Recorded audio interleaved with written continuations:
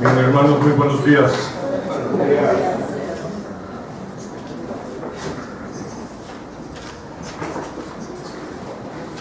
Me da mucho gusto estar aquí entre ustedes, hermanos. Y quiero decirles que este hermano viejo y feo les ama, hermanos. Pero les ama de verdad.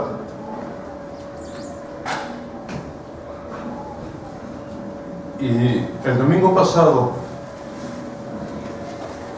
me tocó ver al hermano Miguel y a toda su familia, y me hizo recordar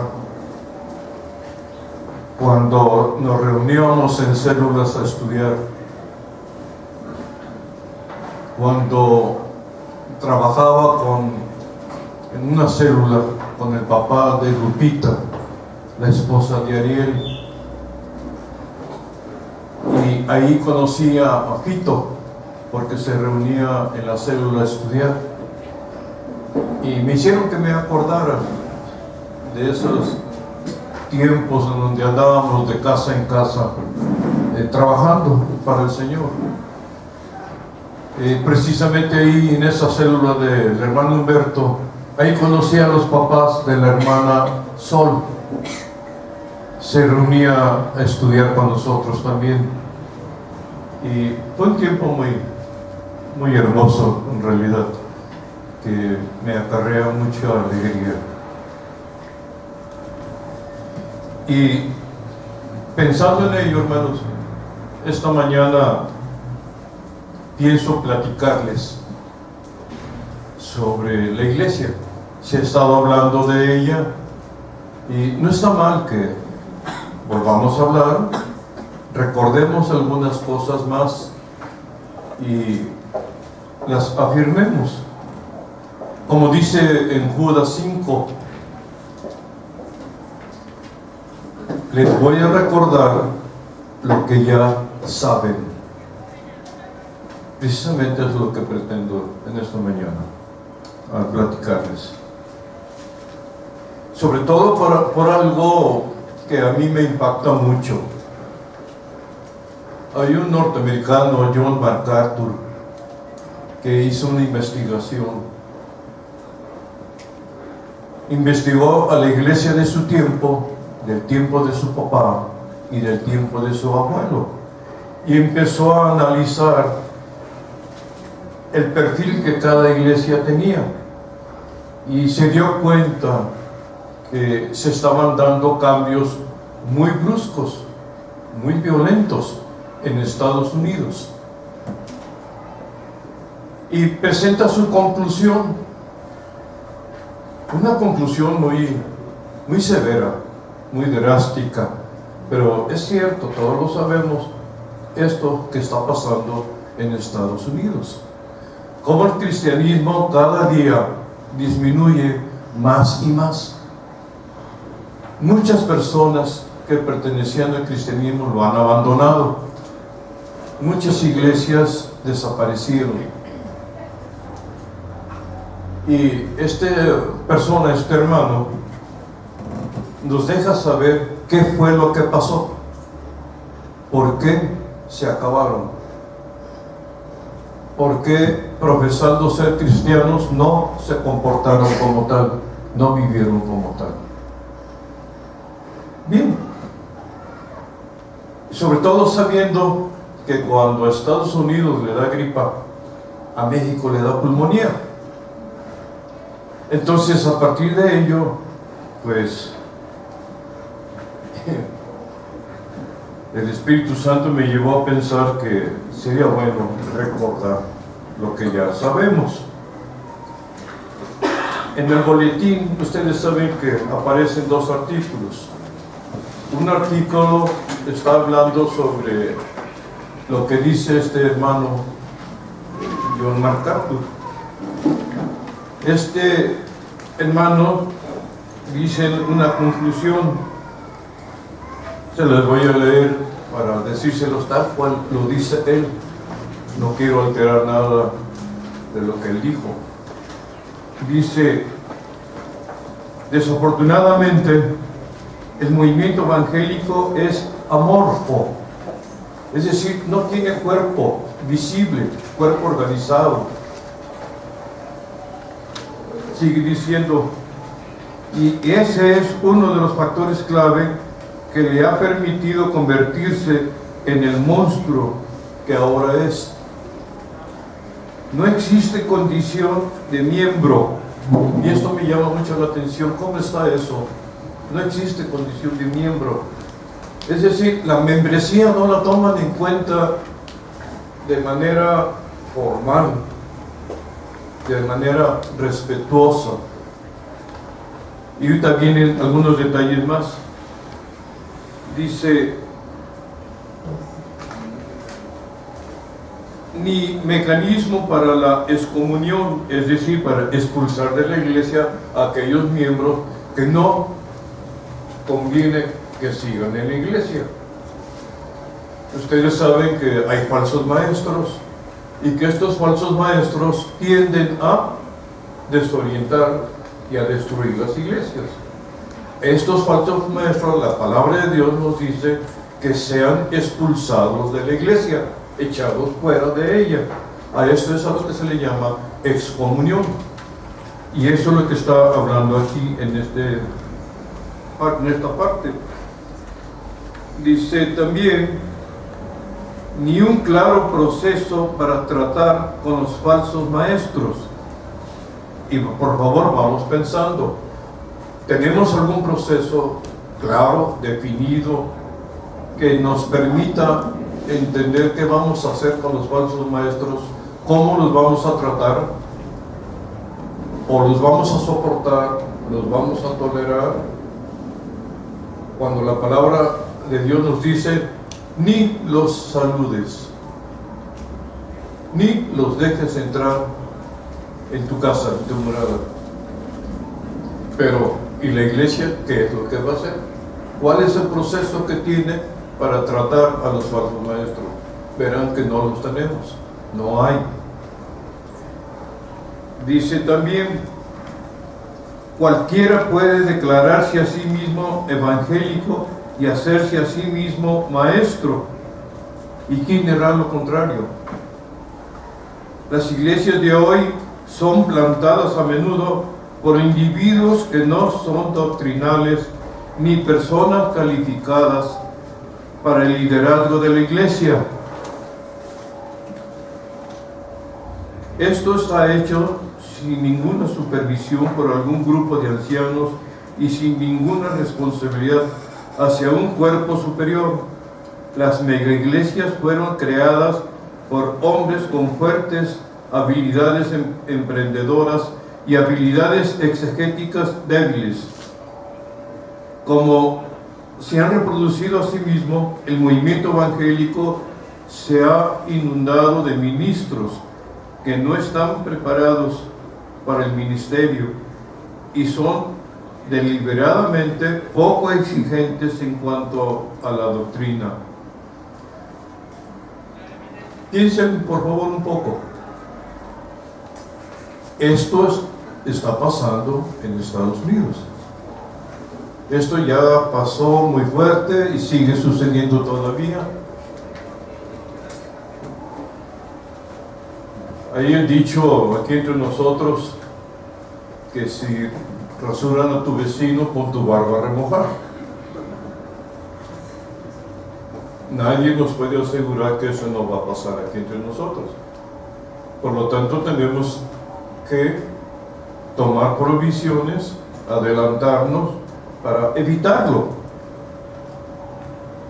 Y una de las formas muy buenas es lo que estamos haciendo: estudiando, conociendo a Dios en su palabra escrita aquí en la Biblia, sabiendo quién es Él, cómo es Él, qué quiere Él, qué le gusta o qué no le gusta para poderlo agradar. Si no lo conocemos, jamás lo podremos agradar. Y pues de eso se trata, de agradar al Señor. Y la fórmula es muy sencilla. Simple y sencillamente es obedecer. No hay otra cosa más. Obedecer al Señor en todo lo que Él manda y demanda que hagamos. Y este librito precisamente nos forma para la vida.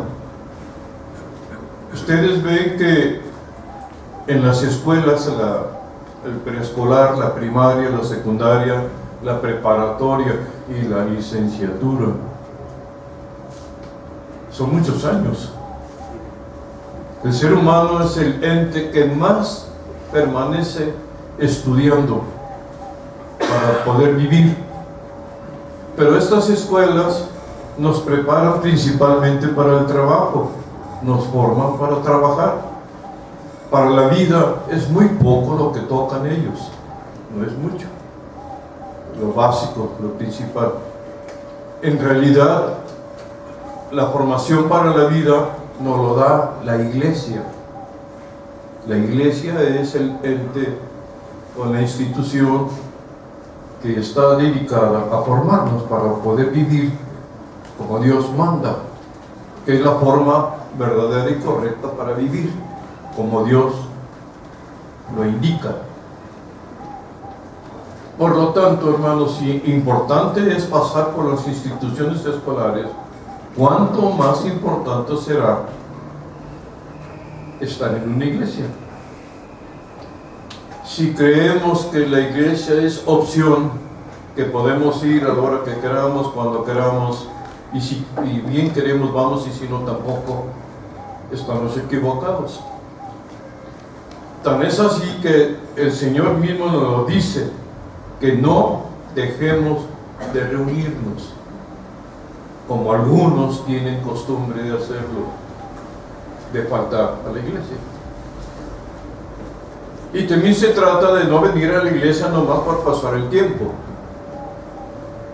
sino que venimos a crecer en espíritu, venimos a aprender más, a conocer más. Creo que nos acordamos que la palabra de Dios nos dice que se dará un cambio en nosotros, y que dice que a partir de la mente, es decir, que a partir de lo que aprendamos de la palabra de Dios, eso que vamos a aprender, eso que va a quedar en nosotros, eso es lo que nos va a ayudar a cambiar en nuestra manera de ser. Si antes de tener a Cristo en nuestro corazón éramos de un modo, ahora con Cristo somos de otro, porque el Señor nos ha instruido. Y el Señor insiste mucho en ello, que desde niños se nos enseñe la palabra de Dios. Pero lo dice de una manera muy clara y lo dice de una manera muy enfática. Creo que se acuerdan, hermanos, que dice que pongan un letrero ahí con la palabra de Dios, otro allá y así,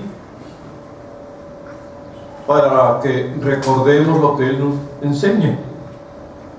Yo creo que también nos dice que en la calle pongan más y allá en el trabajo pongan más letreros para que se acuerden del Señor y se acuerden de sus dichos. Dicho de otra manera, hermanos, no hay cantidad demasiada grande como para decir, ya es mucho, ya no le agreguen más. Tenemos que usar todo el tiempo para estar pensando en el Señor, estar orando, estar razonando, estar meditando sobre su palabra, estar acordándonos de versículos, estar leyendo, estar todo el tiempo en el Señor. No cansa y es muy grato, es muy agradable.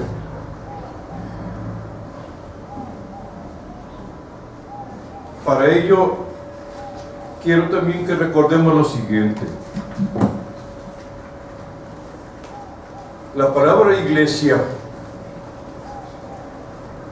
quiere decir o significa asamblea. Y como ustedes verán, efectivamente esto es una asamblea. Y la palabra asamblea quiere decir un grupo de personas que profesan el cristianismo reunidos con una finalidad. Nótenlo. Tenemos un fin, por eso estamos aquí. Y estamos reunidos en el nombre del Señor. Esto es una asamblea. Ahora dice grupo de personas. Y es muy generalizado llamarle iglesia al edificio. El edificio no es iglesia, hermanos. La iglesia somos nosotros, las personas. Y si venimos a reunirnos con la iglesia. No hemos venido a la iglesia mencionando o presentando como iglesia al edificio. El edificio no es la iglesia. Es el recinto donde se reúne la iglesia, es el lugar donde se reúne la iglesia. Ahora, según vemos en las Escrituras, la iglesia se reunía en catacumbas, se reunía en cuevas, se reunía a la intemperie o en las casas. Hoy tenemos un edificio exclusivamente para eso, para que se reúna la iglesia. Ya sabemos a qué viene a reunirse la iglesia. Tenemos experiencia, lo hemos estado haciendo durante bastante tiempo. Tenemos el origen. ¿Cuál es el origen de la iglesia? ¿Dónde comenzó este tema de iglesia? Y tenemos lo siguiente.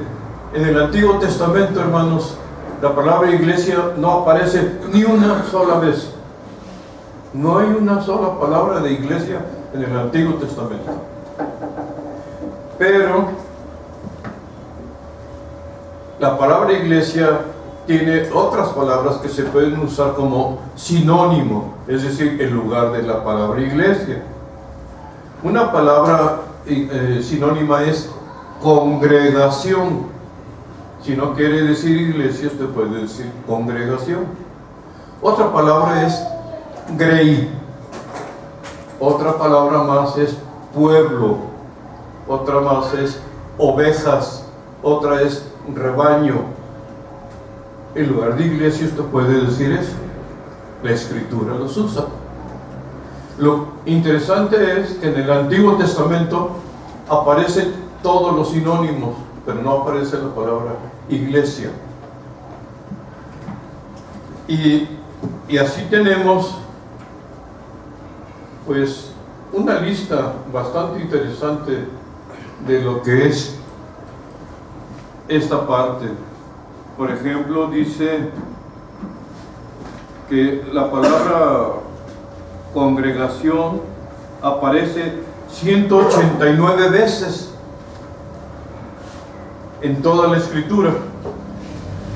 Desde Génesis hasta Santiago aparece la palabra congregación. La palabra grey 4 veces, desde Salmos a Primera de Pedro, y 27 veces la palabra rebaño, desde Génesis hasta Hechos.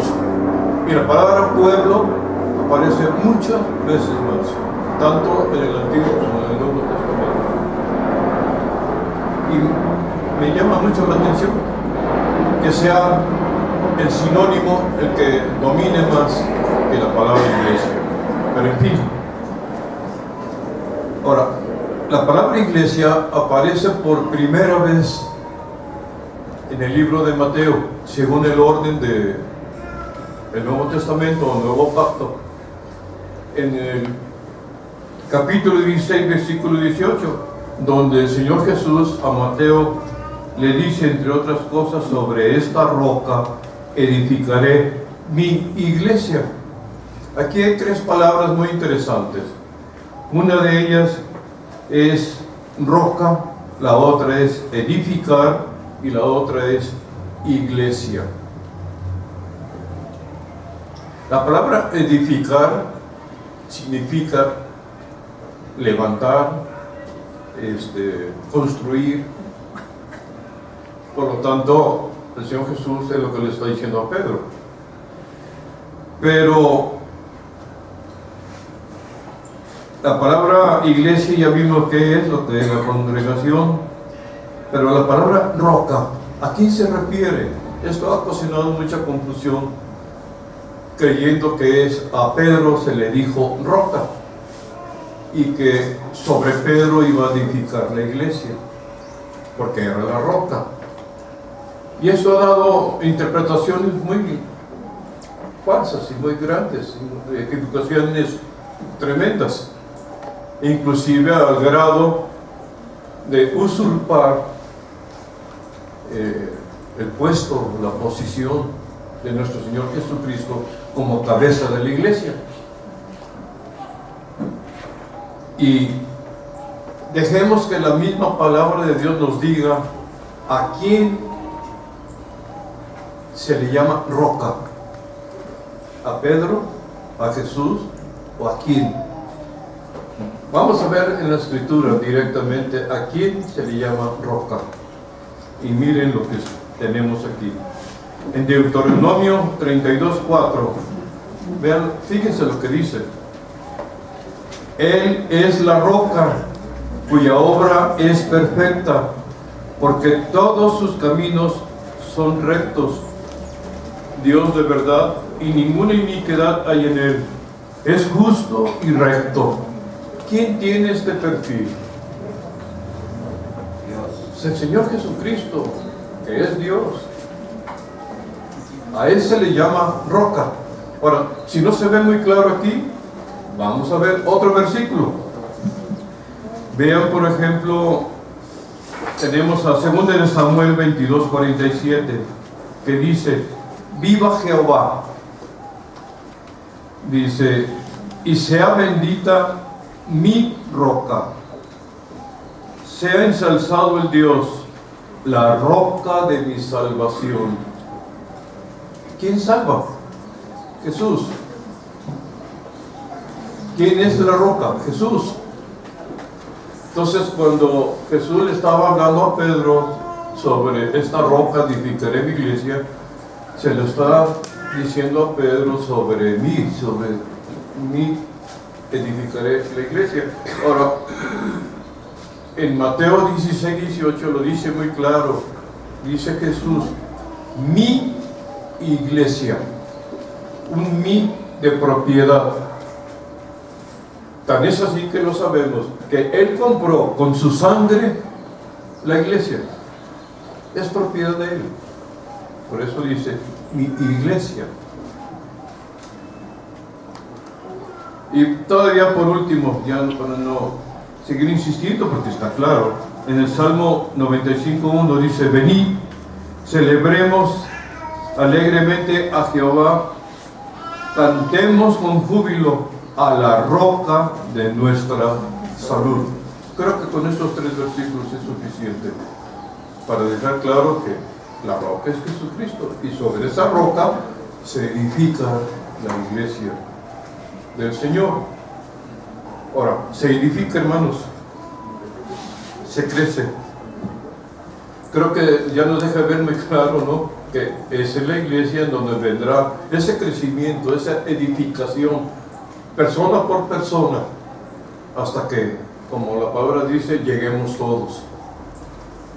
Por lo tanto, es como si fuera esto una escuela de entrenamiento, en donde se nos está entrenando a vivir como el Señor pide, pero a partir de conocer al Señor.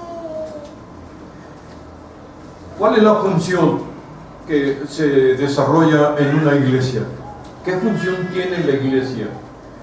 Miren, hermanos, en Mateo 18:17 dice: y si rehúsa escucharlos, dilo a la iglesia.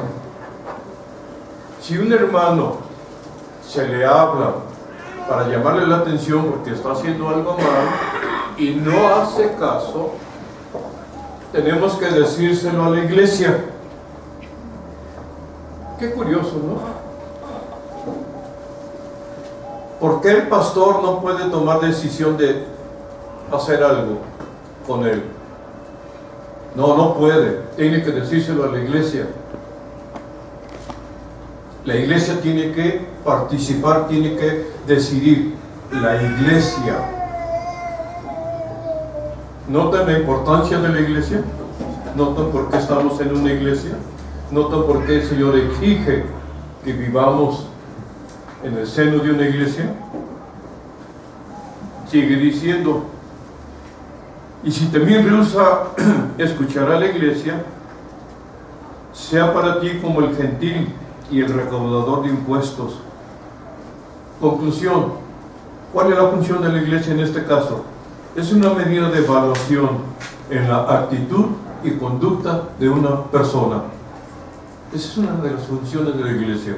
Otra: la iglesia se reúne en multitud de personas para ser enseñada.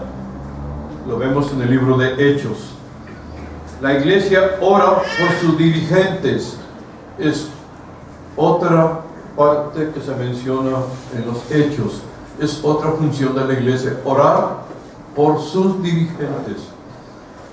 Otra más sería: se reúne la iglesia para ser informada.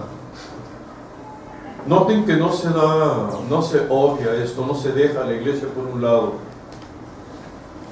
Tiene que venir la persona a informar a la iglesia. Noten que todo es parte de la iglesia en adelante. Es la iglesia. Así de importante es la iglesia. Hay más.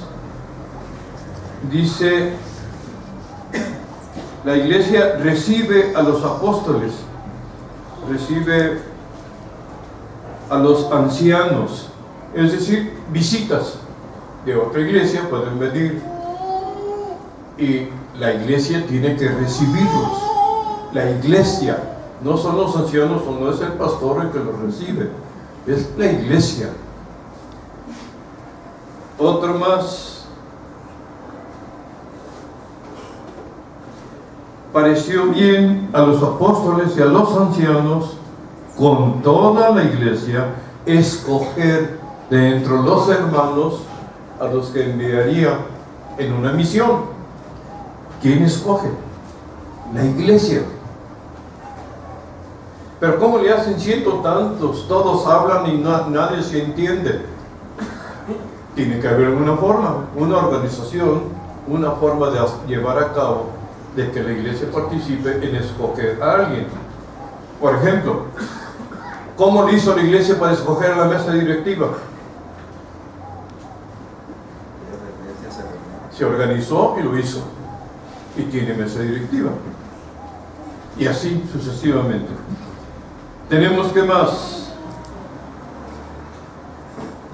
La iglesia reunida recibe saludos. Puede venir alguien de otra iglesia y traer saludos de aquella iglesia a esta iglesia. Es a la iglesia. Tenemos también en Mateo capítulo 28, que ustedes se acuerdan también de lo que dice, en donde señala que la iglesia evangeliza, bautiza y discipula. Están mencionadas aquí algunas funciones de la iglesia. Quiero que nos demos cuenta lo que tenemos que hacer, hermanos.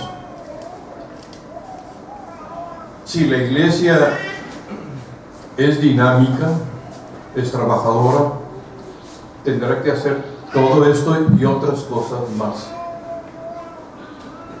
La iglesia tiene que trabajar, tiene trabajo.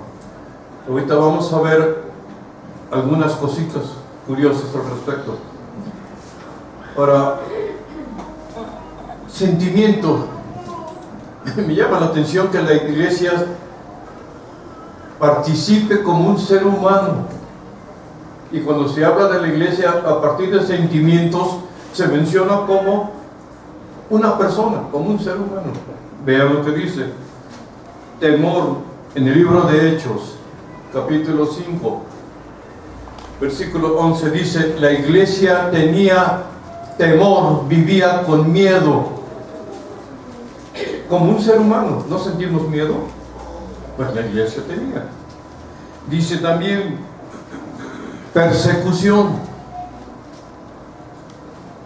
Hemos oído con mucha frecuencia que fulanito es perseguido por los periodistas, por los narcos, por no sé quién, por la policía. Pero la iglesia también se ha visto perseguida muchas veces, como un ser humano. Dice que la iglesia tenía paz y era edificada. Sí se necesita paz para crecer, sí se necesita paz para vivir bien, pero me llama la atención esta otra parte que dice, crecía andando en el temor del Señor. Crecía andando. Andando es acción. Andando es hacer algo.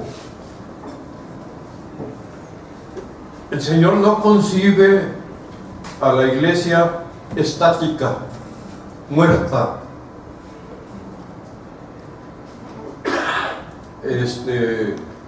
No la concibe perezosa, sin hacer nada. Para el Señor, la iglesia trabaja en la obra del Señor. Y hay versículos que nos dejan ver esto. Ustedes dedíquense a mi obra, dice el Señor, y yo, ¿qué? Les daré lo que necesitan.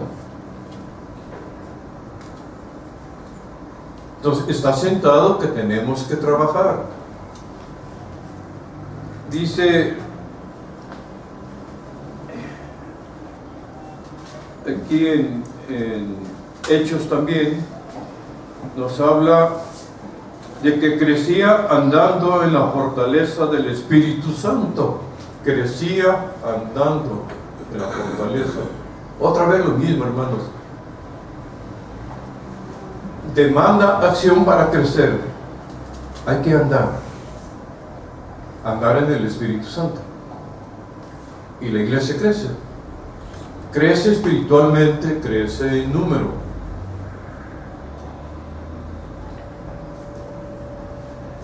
Organización. La iglesia necesitará estar organizada. ¿El Señor exige organización? ¿O la iglesia puede permanecer como quiera o como la dejemos estar? En esta parte me llama a mí mucho el aspecto de la creación del Señor. Ya se los platiqué una vez, se los vuelvo a platicar porque sigo impresionado, muy impresionado. Estuve viendo fotografías otra vez de un satélite que es un telescopio digital que nos permite ver hasta el límite de los confines del espacio sideral y presenta fotografías increíbles, hermosas, hermanos. Yo nunca he visto una obra pictórica tan hermosa como lo que he visto en el espacio sideral. Millones y millones de cuerpos celestes, lunas, soles, planetas, agrupados, formando figuras exquisitas, colores increíbles. Es una hermosura tan grande, que me deja pensar que el que lo hizo es mucho más grande que esa obra. Si miden distancias de un punto a otro punto, son enormes. Se tardarían años transitando a la velocidad de la luz para poder llegar de un punto a otro. ¿Se imagina qué grande es la distancia? Pues mayor es el que la hizo, nuestro Dios. Y el que hizo esta iglesia, nuestro Dios, y el que sostiene a esta iglesia, ese Señor todopoderoso, grande, enorme y hermoso. Ese es el Dios al que nos sujetamos, el que amamos. Y vean la organización que tiene en su creación. Es una organización perfecta. ¿Por qué siendo tantos cuerpos celestes no chocan entre sí, no se destruyen? Por la organización que tiene.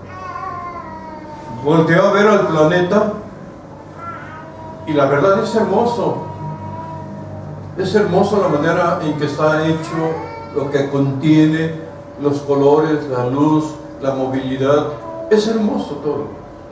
Tan grande es que no nos damos cuenta que es curvo, que es una esfera. Lo vemos plano. Pero más grande es el Señor que lo hizo. Volteo a ver al ser humano y es increíble lo que es el ser humano. Como una obra de creación, es perfecto. Cómo funciona el cuerpo, los órganos que tenemos, cómo funcionan, cómo tenemos un elemento de defensa, el sistema inmunológico, y cómo trabaja, cómo funciona, cómo nos prevé enfermedades. Es increíble lo que es. Y si me voy al cerebro, es peor, es más maravilloso. Ver ese elemento gelatinoso, la sustancia gris, ver cómo retiene la información y cómo esa información se va multiplicando cada vez más y más y más y más, a tal grado que la cantidad de información que hay en el cerebro es mayor que el tamaño del cerebro, y el cerebro sigue siendo el tamaño que tiene, pequeño, pero grandemente eficaz. Y eso lo hizo el Señor. Pero el Señor es mayor que todo esto que ha hecho. Y está organizado todo. Entonces, dejó algo de organización para nosotros, lo deja impreso en la Biblia. Sí, hermanos. Dice: les designaron ancianos en cada iglesia. Ancianos. No quiere decir esto viejos o viejitos. No. Es una persona que el Señor le ha dado sabiduría, el Señor le ha hecho crecer espiritualmente y que se puede tomar como referencia en la iglesia. Un anciano es parte de la organización. También dice, en la iglesia en Antioquía había profetas y maestros, otra parte de la organización. Los obispos tengan cuidado de sí mismos como de toda la congregación. Obispos, otra parte de la organización. Dice, han sido hechos obispos por el Espíritu Santo para pastorear la iglesia de Dios. Los obispos son los ancianos. Habla de diáconos de la iglesia en Romanos. Diáconos es otra parte de la organización. Obreros. La palabra obrero viene del latín operarius, que quiere decir que trabaja, o también quiere decir operario. Dice, es una persona que realiza un trabajo manual retribuido. Y en Lucas 10:2 les decía el Señor Jesús, la mies a la verdad es mucha, mas los obreros pocos. Por tanto, rogad al Señor de la mies que envíe obreros a su mies. Está en la Escritura. Obreros es otra parte de la organización, son trabajadores. Al mismo pastor se le puede llamar obrero, por todo, que quiere decir que es un trabajador. O a los ancianos también son trabajadores, a los diáconos también son trabajadores. Pero también se requiere a la parte más baja de la escala de trabajo aquellas personas que no requieren capacidad específica, simplemente hacen un trabajo. Dice también, por ejemplo, pastor. Hay la pregunta esa, bueno, ¿y quién dijo que hubiera pastores? ¿Por qué hay pastores? Tenemos en Números 27 y 17, que salga delante de ellos y que entre delante de ellos, que los saque y los introduzca, porque la congregación de Jehová no sea como ovejas sin pastor. Entonces el pastor es el que va delante de las ovejas, delante de la iglesia, delante de la congregación, para que las lleve y las traiga, dice de otra manera, para que las guíe. La presencia del pastor está justificada en la palabra del Señor. También está en Primera de Reyes, donde entonces él dijo: yo vi a todo Israel esparcido por los montes como ovejas que no tienen pastor. ¿Qué sucede cuando una iglesia no tiene pastor? Simplemente se dispersa. Entonces el pastor es necesario, se necesita. En Ezequiel 34:8, vivo yo, ha dicho el Señor Jehová, que por cuanto mi rebaño fue para ser robado y mis ovejas fueron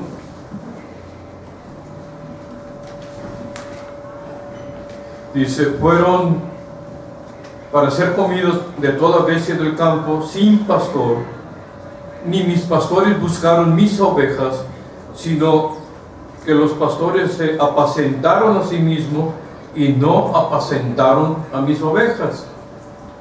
Aquí deja ver muy claro la actitud del pastor. O hace bien su trabajo o lo hace mal. Como dice aquí, se apacentaron a sí mismos y no mis ovejas.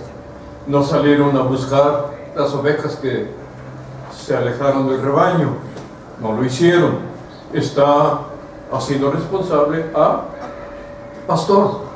Sí es cierto, está hablando de ovejas, está hablando en sentido figurado, pero se está refiriendo a la iglesia.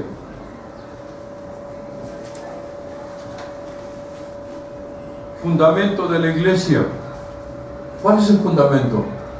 Todos lo sabemos, es Jesucristo. ¿Quién es la cabeza de la iglesia? Todos lo sabemos, es Jesucristo. ¿Y quién lo puso como cabeza a Jesús? El Padre. Jesús mismo lo dice: hago no lo que yo quiero, hago lo que me indicó el que me envió.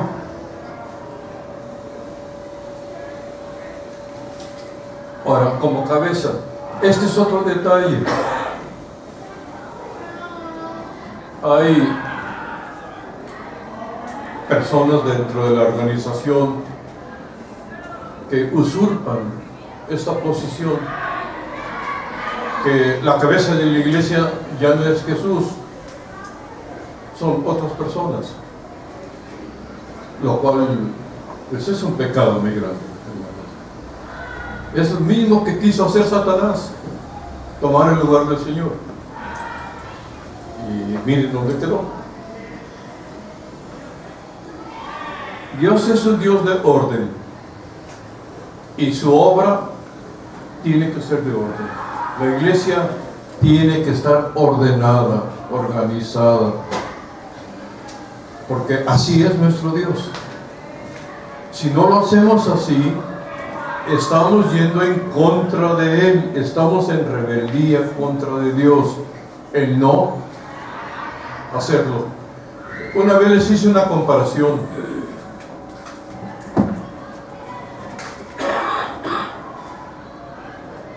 En la palabra de Dios se nos presenta a la iglesia como la esposa de Jesucristo. Varones que están aquí, que tienen a su esposa, que traen a su esposa. Supónganse que me la encargan a su esposa. y que yo la descuido, no la protejo, no la atiendo. Y cuando ustedes regresen y ven y se dan cuenta de todo ello, ¿qué me van a decir?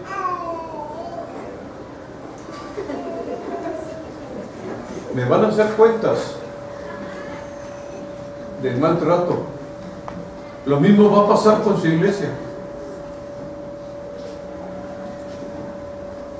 El Señor espera que a esta su iglesia se le dé buen trato, se le tenga ordenada, se le tenga organizada y se le esté dando el alimento que la haga crecer,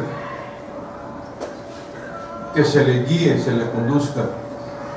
Aquí voy a usar ya por último una parte, la parte práctica, el testimonio de mi esposa y mío, una parte pequeña, nada más para terminar, pero para respaldar la importancia de una iglesia en las personas, en los creyentes. El Señor guió mi vida, mi camino, y guió el camino de mi esposa, dos caminos distintos. Y el Señor llevó a ambas personas a cruzar esos caminos. Nos conocimos, nos casamos y estábamos fuera del cristianismo. Yo estaba en una iglesia muerta, una iglesia en donde ni nos conocíamos, una iglesia en donde se nos decían muchas mentiras, muchas cosas que no eran, una iglesia en donde en mi juventud yo dije que quería leer la Biblia y el sacerdote encargado de jóvenes me dijo: está prohibido. Yo siempre he cuestionado todo. Y fue lo que le dije: pero dígame, ¿por qué está prohibido? No, nomás me lo estoy diciendo así. Dice: que te baste que te digo que está prohibido. Dije: ah, bueno, por la buena me callo. Vengo a Guadalajara a vivir porque yo soy de Tepic, Nayarit. Y traía esa angustia en mí, que quería leer la palabra de Dios, que quería saber qué tenía.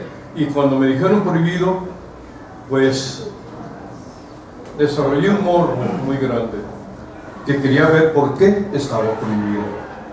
En el año 1980, el hermano Luis Vargas nos invitó a ir a su iglesia. Por cortesía fuimos y me pusieron una Biblia en mis manos. Hermanos, crean que no hallaba qué hacer. Por fin tenía la Biblia conmigo. El pastor estuvo hable y hable, y yo estaba hojeando la Biblia, buscándole lo prohibido, que no se lo hallé. Ese domingo el pastor hizo la invitación de recibir a Cristo, mi esposa lo recibió y yo no me pude parar, algo me mantuvo en la banca. El siguiente domingo, el 20 de mayo de 1980, el pastor hizo la invitación y yo recibí a Cristo. Y lo que me acuerdo es que cada domingo se hacía la invitación de recibir a Cristo. Era una iglesia activa. El hermano Luis Vargas no pudo darme el evangelio, no supo cómo evangelizarme, pero sí abrió la puerta. Me invitó a asistir a su iglesia y dejó que su iglesia hiciera con nosotros lo que tenía que hacer, evangelizarnos. Y mi esposa y yo nacimos en Cristo en mayo de 1980. Hermanos, sucedió algo formidable. Yo por fin podía leer la Biblia. Pero no solo eso, cada sábado nos llevaban a una casa distinta. Los hermanos prestaban sus casas. Íbamos a estudiar, y a una casa y a otra y a otra. No me pregunten cuál casas eran porque ni me acuerdo y ni supe en su momento. No solo eso, luego nos pusieron a trabajar en la escuela dominical, luego en la escuela bíblica de vacaciones, luego en las células, en las casas. Una de las células estaba precisamente en la casa del hermano Miguel, en la casa del hermano Humberto, que les mencioné hace rato, y en otras casas. Y así andábamos, trabajando, de un lado a otro, de un lado a otro. Era una actividad muy grande la que se tenía. Tenía una organización. El hermano Landis se veía bendecido grandemente, hacía muchas cosas muy bien hechas, y también hubo errores, cometió errores en su ministerio, pero no se trata de ello. Se trata de ¿cuál es la diferencia entre una iglesia muerta y una iglesia viva? La iglesia muerta nada me dio, me mantenía en la condenación, no conocía de Cristo nada.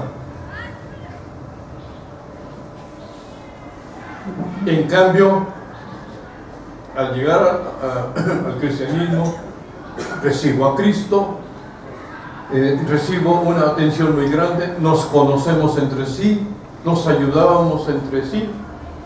Y un ejemplo está en la hermana Guadalupe, que vino hace poco aquí, traía un problema, y otra hermana le dio un versículo que le ayudó muchísimo. Y esa es la misión de la iglesia, ayudarnos. Es un cunero de recién nacidos. Así debe de estar la iglesia. Todos los demás deben de estar alrededor de ese cunero, cuidando a los recién nacidos, que vayan creciendo y que lleguen más bebés. Porque tienen que llegar. En la medida que vayamos evangelizando, habrá más bebés. Y el cunero seguirá vigente. Y todos los demás tendremos trabajo que hacer. Bastante trabajo que hacer. No estaremos ociosos, engorde, engorde, engorde. Tendremos trabajo. O no sé qué opinan, hermano. No sé qué piensen. Pero ese tiempo en que estuve trabajando con las células y todo lo que hacíamos, para mí era algo hermoso. Yo salía a las 5 de la tarde del trabajo, llegaba corriendo a comer, tomaba mi Biblia y me salía a trabajar para el Señor. A veces nos daban las 12 de la noche o la 1 de la mañana. Aquí está el hermano Miguel, que no me dejará mentir. Porque después de estudiar, era una hora social, de cantar, de platicar, de comer, se comía mucho. Y allí en la casa del hermano Miguel, hubo una persona, un vendedor, un agente de ventas, Alfredo, que vivía allá por Tonalá. Y a la hora que terminábamos, a las 12 de la mañana, me lo llevaba hasta su casa. Y él un día dijo: yo no sé por qué me traen hasta acá, no sé por qué me tienen estas atenciones. Y si me hace que algo quieren. Y miren, hermanos, nació de nuevo, pero no solo eso. En su casa nació una iglesia, la iglesia de Tonalá. Noten lo que hace una iglesia activa, viva. Se cumple la voluntad del Señor. Hay multiplicación, hay bebés. Y así puedo seguirles contando muchas cosas. ¿Qué pasa con los testimonios que oímos? ¿No nos ayudan? Bastante, hermanos. Nos confirman y nos dan ganas de continuar, nos dan ganas de experimentar, de vivir aquello que pasó. Pablo, para mí, es un gran hombre, recio de conducta, pero como el Señor lo volvió flexible, lo amoldó, lo quebró y nos llama hijitos míos. Bien, hermanos, yo les amo mucho, de verdad les quiero, aunque me cuesta trabajo manifestar mi amor por los demás, pero les amo. Y un día quizás vaya a poder decirles hijitos míos, porque sí les amo y sí siento la responsabilidad de poder ayudar, de poder guiar, de poder servir en algo. Esto de platicar aquí frente a ustedes, no saben cuánto me ayuda. El hecho de dirigir el culto me ayuda mucho, porque me exige mucho, me ayuda a no pecar, porque me tengo que preparar y tengo que estar sobre mis acciones y me saca adelante grandemente. Entonces, hermanos, solo quise recordar lo que ya saben, recordar lo que es la iglesia, la importancia que tiene la iglesia y que la iglesia está en nuestras manos y que vamos a dar cuenta al Señor de esta iglesia. Necesitamos crecer. Viene el estudio de BCI en breve, una gran oportunidad para aprender más, para crecer más, hermanos, lo cual es necesario. Hagámoslo de buena fe, hagámoslo con mucho agrado, con mucho gusto. Lo que vi en el curso pasado me gustó mucho, en el sentido de que había apetito, en el sentido de que había interés, en el sentido de que vi a los grupos trabajar con muchas ganas, y para mí eso es muy bueno, me causa alegría, y hay que seguir haciéndolo, hermano, no por mí, sino por el bien de cada uno de ustedes, y que el Señor nos bendiga. Tenemos mucho que hacer, hagámoslo, que el Señor es lo que quiere y nos va a bendecir paso tras paso que demos. Bien, hermanos, pues muchas gracias, les agradezco mucho sus atenciones y yo me retiro, con permiso.